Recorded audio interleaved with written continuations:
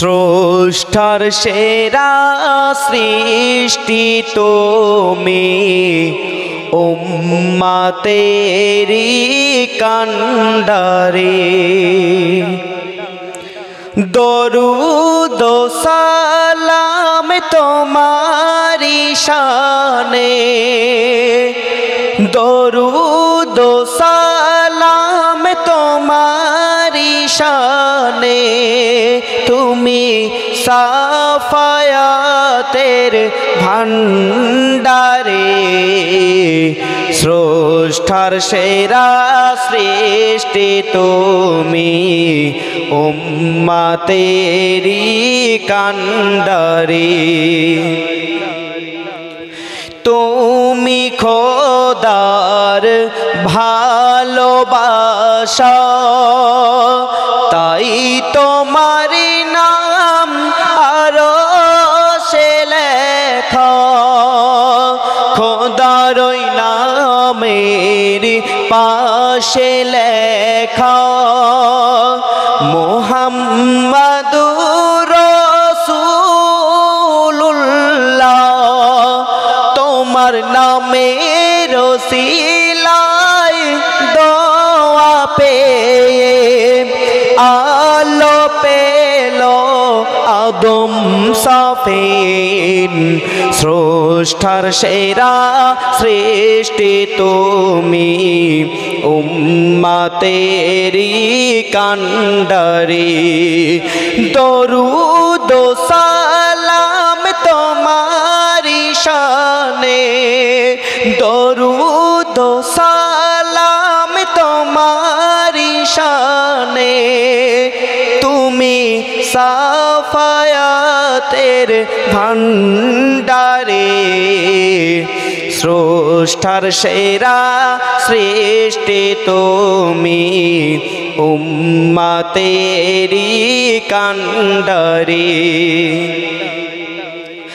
সৃষ্টি জগতের তুমি করুণা গগন পবনের তুমি নমুনা চন্দ্র সূর্য গ্রহ তারা পাহাড়ের ঝরনা ধারা খোদ খোদা প্রমাণী হলো খোদ খোদা প্রমাণী হলো ওসিলায়ে তোমারে স্রষ্টার সেরা সৃষ্টি তুমি উম্মতেরি কান্ডারে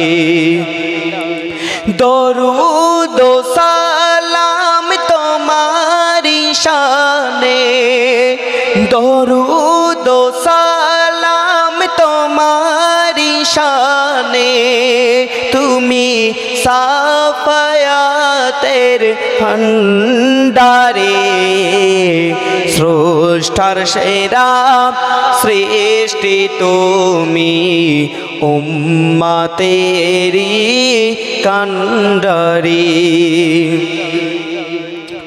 কি গাহিব তোমার গুণগান খোদারি পরে তুমি মহান তোমার সাফায়াত বিনা জান্নাতকে ছুঁইতে পারবে না মহান খোদার পাইতে দিদার মহান খোদার পাইতে দিদার চাই সুপারিশ তোমারে স্রষ্টার সেরা সৃষ্টি তুমি উম্মতেরি কান্ডারে দরুদ ও সালাম তোমারি শানে দরুদ ও সালাম তোমারি শানে তুমি তুমি সাফায়াতের ভান্ডারে স্রষ্টার সেরা সৃষ্টি তুমি উম্মতেরি কান্ডারি। ইসলামিক নাটক পরিবেশন করতে আসছেন আমাদের মাদ্রাসার ছাত্র। ইসলামিক নাটক আপনারা সকলে ধীরে স্থিরভাবে শুনবেন এবং বোঝার চেষ্টা করবেন। মঞ্চে আসছেন আমাদের মাদ্রাসার ছাত্রর মধ্যে সর্বপ্রথম মঞ্চে আসছেন মোহাম্মদ নূর আলম।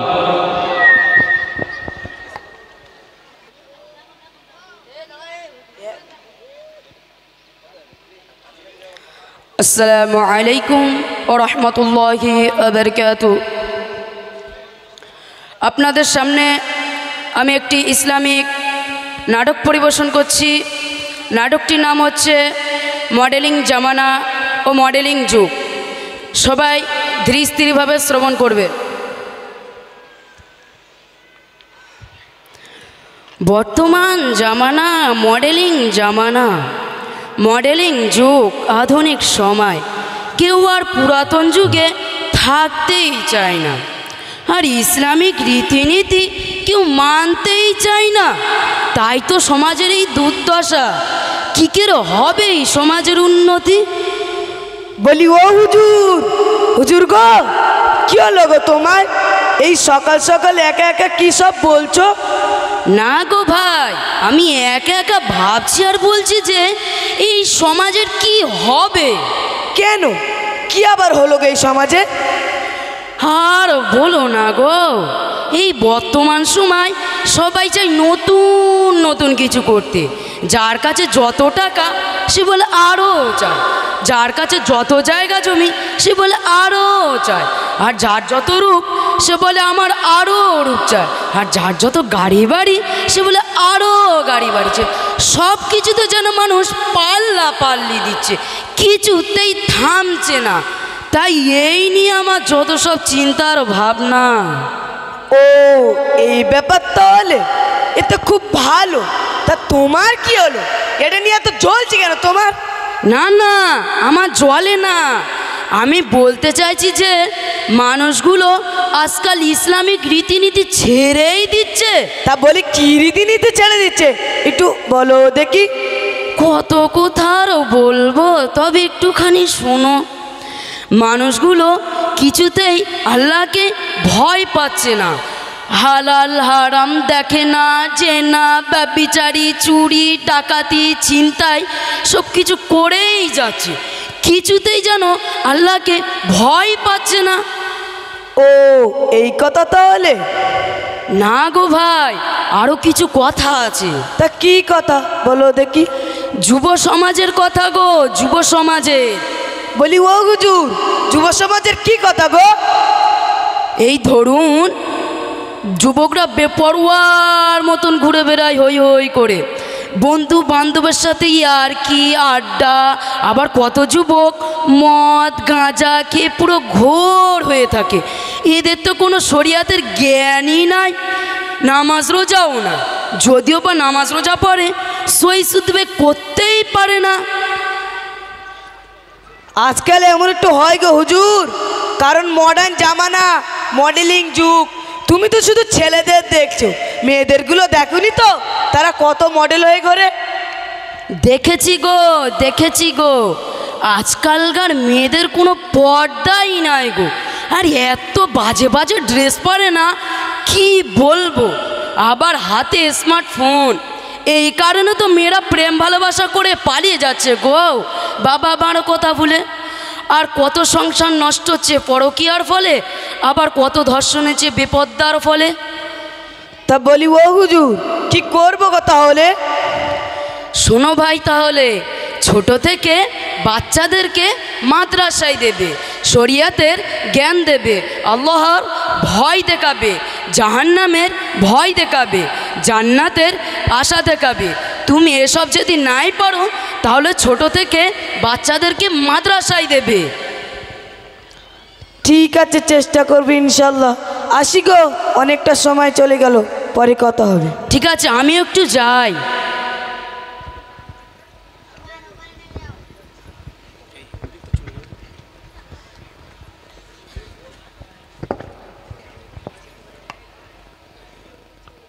বন্ধু, ও বন্ধু, বলি কি হলো গো তোমার?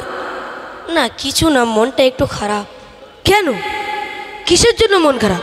এই আমার যুবক ভাই ও বোনদের নিয়ে একটু মনটা খারাপ। কেন, যুবক ভাই বোনদের আবার কি হলো? আরে তুমি কি দেখো নাই তারা কেমন করে ইসলামকে ভুলে যাচ্ছে? তাদের কোনো চিন্তাই ভাবনা নেই ইসলাম ধর্ম নিয়ে। তাদের চাল চলন কেমন জানি বেধর্মীর মতন হয়ে যাচ্ছে। নারী পুরুষ বোঝাই যাচ্ছে না, থেকে চেনাই যাচ্ছে না কে নারী আর কে পুরুষ। তাই ভাবছি কি করলে এই যুব সমাজকে ইসলামের পথে ফিরিয়ে আনা যায়। ও, এই ব্যাপারটা হলে? এই ব্যাপার। আচ্ছা, আমরা একটা কাজ করলে হয় না?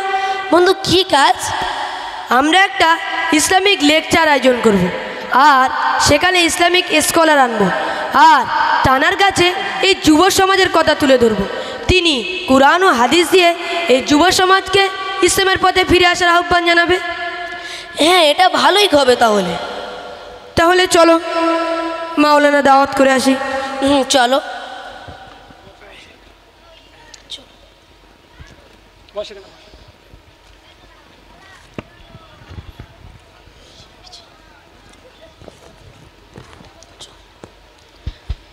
আরে ওই তো হুজুরের বাড়ি, হুজুরও দাঁড়িয়ে আছে। আসসালামু আলাইকুম হুজুর, কেমন আছেন? ওয়ালাইকুম আসসালাম, আমি ভালো আছি। আপনারা কেমন আছেন আর কি খবর বলেন? আলহামদুলিল্লাহ হুজুর, আমাদের ওখানে আপনাকে যেতে হবে। ইসলামিক অনুষ্ঠান আয়োজন করেছে, সেখানে গিয়ে আপনাকে এই যুব সমাজকে নিয়ে কিছু আলোচনা রাখতে হবে। ঠিক আছে, আমি যাব ইনশাআল্লাহ। বন্ধু চলো। হ্যাঁ বন্ধু, চলো আমরা এটা প্রচার করে দিয়ে আসি।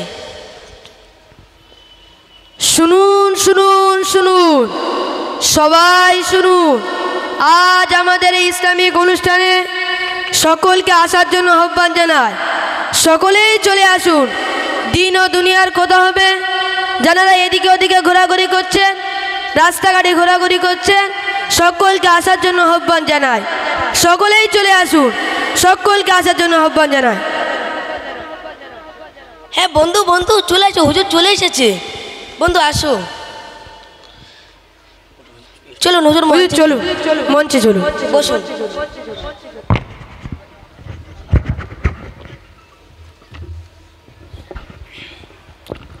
আসসালামু আলাইকুম ওয়া রাহমাতুল্লাহি ওয়া বারাকাতুহু।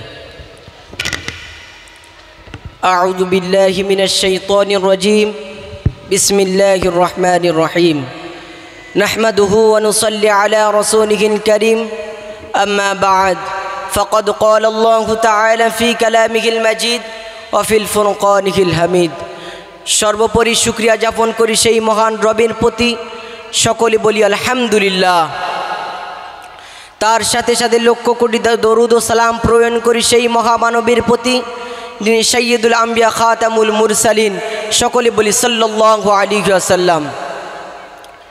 উপস্থিত আজকে এই জলসার সম্মানীয় সভাপতি সাহেব ও সকল কমিটি বিন্দু এবং আমার সামনে বসে থাকা সকল শ্রোতা ও বিন্দুকে জানাই আন্তরিক অভিনন্দন, শুভেচ্ছা ও বুক ভরা ভালোবাসা।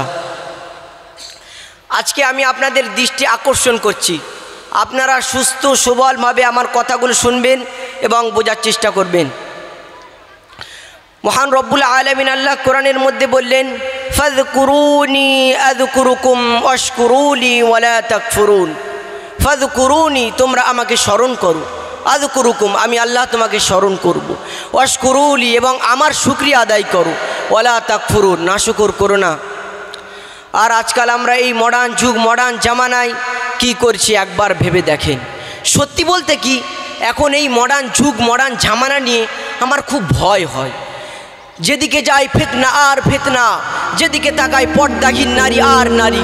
এখন সব কিছুতেই যেন হারাম আর হারাম, এবং এখন মানুষ খুব ব্যস্ত হয়ে পড়েছে। এই পৃথিবীর মায়াজাল, লোভ লালসার মরিচিকায় পড়ে আছে। অর্থ সম্পদ, গাড়ি বাড়ি, জায়গা জমি, সব কিছুতেই যেন মানুষ এখন প্রতিযোগিতা শুরু করে দিয়েছে, কিছুতেই যেন থামছে না। এদিকে আবার মডার্ন যুগ, মডার্ন জামানা নামে নিজেকে কলঙ্কিত করেছে। পুরুষরা মহিলাদের পোশাক পরিধান করছে, আর মহিলারা পুরুষদের পোশাক পরিধান করছে, কিছুতেই যেন চেনা যাচ্ছে না কোনটা পুরুষ আর কোনটা মহিলা। সাবধান হয়ে যান হে আমার প্রিয় ভাই ও বোনেরা। রাসূল সাল্লাল্লাহু আলাইহি ওয়াসাল্লাম বলেছেন, লাআনান নাবিয়্যু সাল্লাল্লাহু আলাইহি ওয়াসাল্লাম ওয়াল মুখান্নাসিনা মিনার রিজালি ওয়াল মুতারাজ্জিলাতি মিনান নিসা। নারীবেশী পুরুষকে অভিশাপ দিয়েছেন। এখন প্রায় দেখা যায় পুরুষরা গলায় হার, হাতে ব্রেসলেট, কানে দুল পরছে, আর মহিলারা শার্ট প্যান্ট, পুরুষদের স্ট্যাটাস সব কিছু নিয়ে নিচ্ছে। এগুলো থেকে সাবধান হয়ে যান হে আমার প্রিয় ভাই ও বোনেরা। আবার রাসূল সাল্লাল্লাহু আলাইহি ওয়াসাল্লাম বললেন, দুই প্রকার জাহান্নামী ব্যক্তি আসবে যাদেরকে আমি রাসূল আমার যুগে দেখতে পাচ্ছি না। এক প্রকার হচ্ছে ওই সব নারী যারা পোশাক পরে উলঙ্গ অবস্থায় থাকে। এমন সময়তে সাহাবী হুজুরা জিজ্ঞাসা করলেন, ইয়া রাসূলুল্লাহ, ইয়া হাবিবাল্লাহ হুজুর, তারা পোশাক পরে কিভাবে উলঙ্গ অবস্থায় থাকে? এমন সময় রাসূল সাল্লাল্লাহু আলাইহি ওয়াসাল্লাম বললেন, তারা এমন টাইট ফিট ড্রেস পরবে, তারা এমন ফিটিং ড্রেস পরবে, তাদের শরীরের অঙ্গ প্রত্যঙ্গগুলো অনুভব করা যাবে। রাসূল আরও বললেন, এমনকি তারা সাজ সহ্য করে পুরুষকে আকৃষ্ট করবে এবং নিজেও পুরুষের দিকে আকৃষ্ট থাকবে। রাসূল বললেন, তারা কখনোই জান্নাতে যেতে পারবে না। রাসূল আরও বললেন, এমনকি তারা জান্নাতের সুঘ্রাণও পাবে। হায় রে আফসোস, অথচ জান্নাতের সুঘ্রাণ 500 বছর রাস্তার দূরত্ব থেকে অনুভব করা যায়।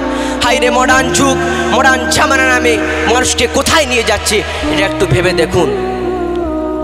মহান রব্বুল আলামিন আল্লাহ পাক কোরআনের মধ্যে বললেন, ওয়াত্তাকুল্লাহ ওয়া আলামু আন্নাল্লাহা বিমা তা'মালুনা বাসীর।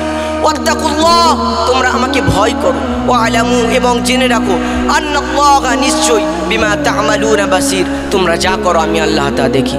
হে আমার প্রিয় ভাই ও বোনেরা, আপনারা কতই না খারাপ কাজ করেছেন, কতই না পাপ করেছেন, রাতের অন্ধকারে কতই না জিনা ব্যভিচারী করেছেন, কতই না হারাম খেয়েছেন।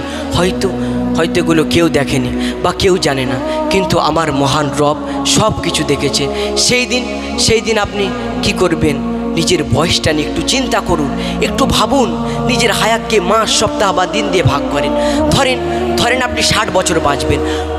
কত বছর কেটে গেল, পার হয়ে গেল, বাকি আছে আর কত বছর, কত দিন আছে, কত মাস আছে, কত সপ্তাহ আছে, বাকি যে দিনগুলি আছে কিভাবে কাটলে সেই কাঙ্ক্ষিত লক্ষ্যে পৌঁছাতে পারবেন, এটা একটু হিসাব করেন। একটু থামুন, একটু দাঁড়ান, একটু স্টপ হন। যে গতিতে আপনি এখন ছুটছেন সংসারের পিছনে, সমাজের পিছনে, অর্থের পিছনে, গাড়ি বাড়ি জায়গা জমি সব কিছুর পিছনে ছুটছেন, একটু শান্ত হন। আর একটা রাত একা একটু ভাবেন, একটা বসে একা একটু ভাবেন, আপনি দুনিয়াতে থাকতে আসেন, আপনি দুনিয়াতে মরতে এসেছেন এবং সময় ফুরিয়ে যাচ্ছে। আপনি জানেন না যে আপনি কত বছর বাঁচবেন। ধরেন আপনি 60 বছর বাঁচবেন, 30 বছর কেটে গেল, পার হয়ে গেল, বাকি আছে আর 30 বছর। এই 30 বছরের শেষ 2-3 বছর আপনি চাইলেও ইবাদত করতে পারবেন না ভালো করে, কারণ আপনার এখন যে স্পিড আছে, এখন যে গতিবেগ আছে, সেটা সে সময় আর থাকবে না। এবং বিগত যে দিনগুলি পার হয়ে গেছে, চলে গেছে, সে সময় আপনি কতবার নামাজ ছেড়েছেন, কতবার রোজা ছেড়েছেন, কতবার জিনা করেছেন, কতবার সুদ খেয়েছেন, কতবার ঘুষ খেয়েছেন, কতবার মানুষের হক ফাঁকি দিয়েছেন, কতবার দুর্নীতি করেছেন, কতবার চকলখড়ি করেছেন। আপনি নিজের খাতায় লিখুন আর ভাবুন আপনি কতটা পাপ করেছেন আর কতটা নেকি করেছেন। সেই হাসরের ময়দানে মহান রব্বুল আলামিন আল্লাহ পাক আপনার আমলনামা আপনাকে ছুড়ে দিয়ে বলবে, পড়ো তোমার আমলনামা। সেই দিন আপনি আপনার আমলনামা পড়ার জন্য যথেষ্ট। সেই দিন আপনি কি করবেন? যেদিন আপনার ভাই আপনার হবে না, আপনার বোন আপনার হবে না, আপনার আত্মীয় স্বজন আপনার হবে না, আপনার পাড়া প্রতিবেশী আপনার হবে না, আপনার আম্মাজানও আপনার হবে না, আপনার আব্বাজানও আপনার হবে না। সেই দিন আপনি কি করবেন? সে একটু ভাবুন। সেই দিনেতে সূর্যটা মাথার উপরে আসবে আর মাথার ঘিলটা টকবক টকবক করে ফুটতে থাকবে। সেই দিনেতে এই মাটি আর মাটি থাকবে না, এই মাটিটা পুরো তামা হয়ে যাবে। সেই দিন মানুষরা ঘামে সাঁতার দিতে থাকবে, ঘামে ক্লান্ত হয়ে যাবে আর সবাই ইয়া নাফসি করতে থাকবে। সেই দিন আপনি কি করবেন? হে আমার প্রিয় ভাই ও বোনেরা, এখনো সময় আছে, ফিরে আসে সেই মহান রবের। আপনি নিজেকে মরার আগে একবার মরা লাশ বানান আর ভাবেন আপনার সাথে কি হবে। সবাই মিলে প্রথমে আপনাকে ঘর থেকে বার করবে, তারপর আপনার গোসল করাবে, তারপর আপনার জানাজা হবে। আগে থেকে যে কবরটি খোঁড়া ছিল তারপর আপনাকে মাটি দিয়ে চলে আসবে, বাঁশের চেলে আপনার উপরে ছাপিয়ে দেবে। ওই অন্ধকার কবর, সাপ বিচ্ছুর কবর, ভয়ঙ্কর কবর, যে কবরে মাটি আর মাটি, যে কবরে মাটির জানালা, মাটির দরজা, মাটির ঘর, সব কিছু মাটি। আপনি তো দুনিয়াতে সামান্য 2-3 ঘন্টা ঘুমানোর জন্য একটা মশা যদি আপনাকে ডিস্টার্ব করে, আপনি কত না কিছু করেন, আপনি মশারি খাটান, কত না কিছু করেন।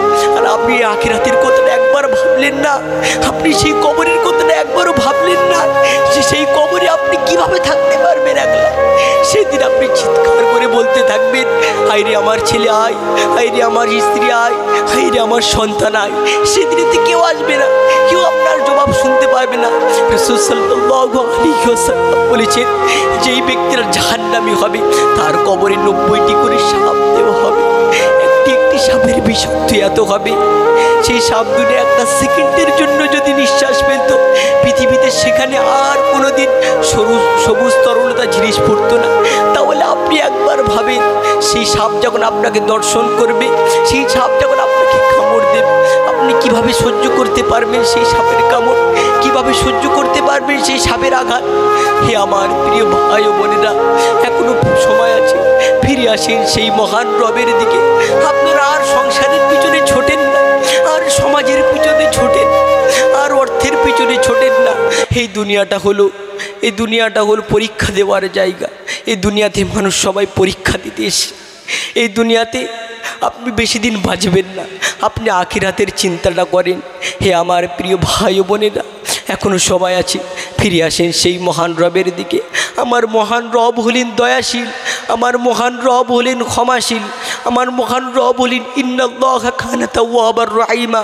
আমার রব নিজেই বলেছেন, আমি তওবাকারীকে বেশি পছন্দ করি। আমার রবের দরবারে এখনও সময় আছে, ফিরে আসে। হে আমার প্রিয় ভাই ও বোনেরা, আসসালামু আলাইকুম।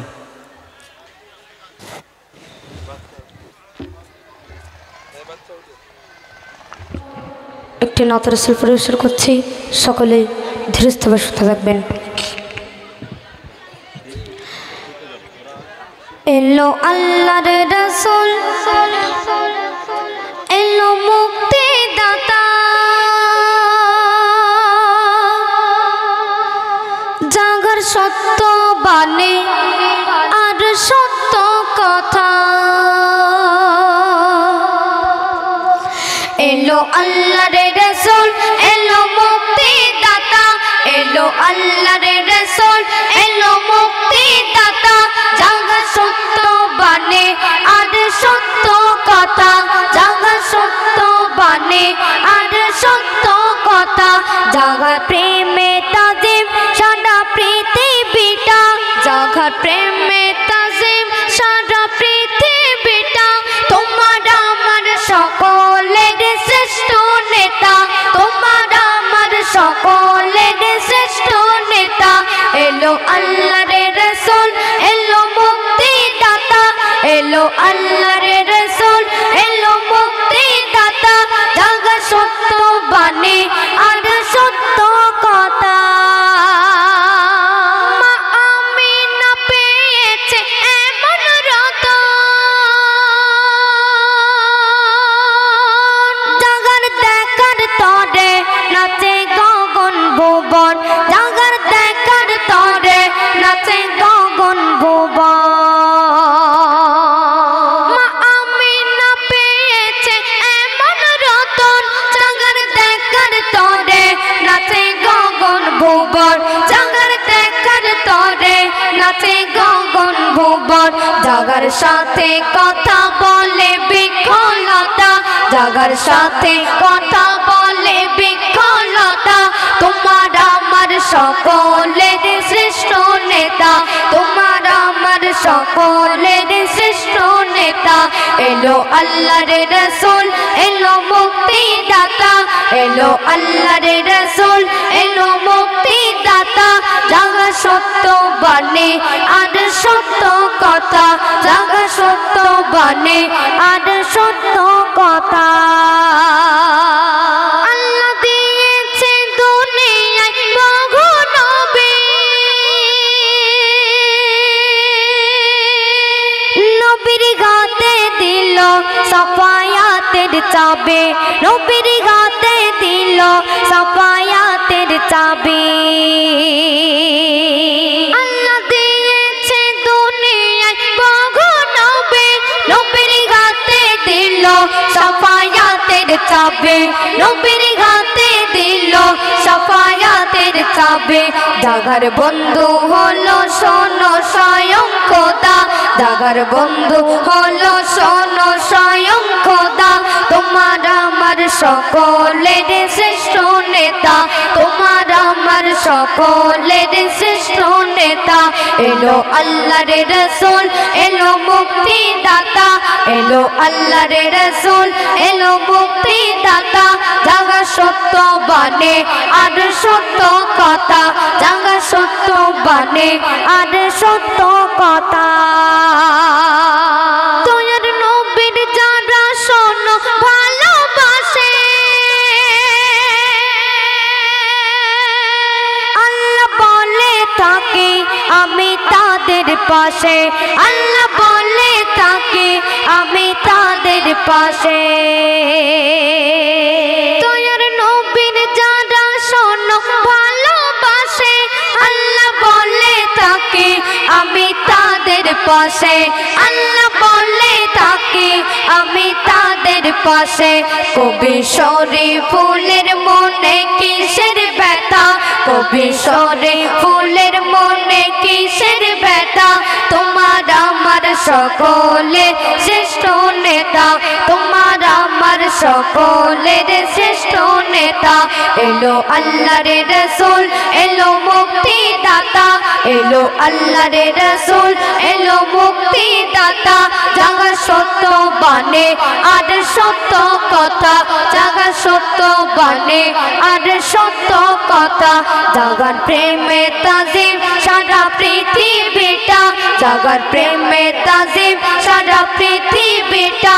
তোমার আমার সকলের শ্রেষ্ঠ নেতা, তোমার আমার সকলের শ্রেষ্ঠ নেতা। মাশাআল্লাহ, খুব সুন্দর। এখন